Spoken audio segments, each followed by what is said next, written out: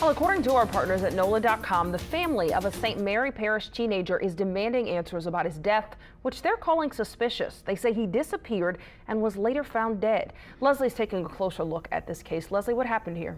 That's right. The family of 15-year-old Kawan Charles is accusing officers in St. Mary Parish of not doing enough to look for him when he first went missing. They believe that they could have saved his life. Full details about how, where, and when Charles, who was nicknamed Bobby, died have not been made public.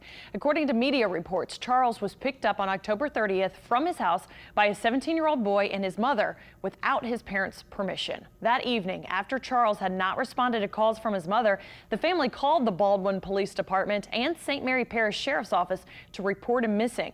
Although the family asked that an Amber Alert be issued, officers declined to do so. The family claims police downplayed their concerns, including speculating Charles may simply be attending a football game and not answering his phone.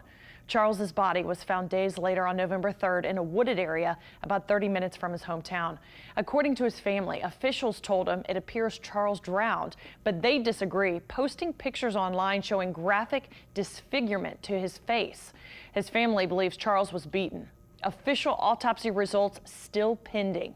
The sheriff's office released a statement yesterday saying they are continuing to investigate the suspicious circumstances surrounding Charles' death. In the meantime, a GoFundMe has been set up for the family to seek legal action. It has raised more than $65,000 so far.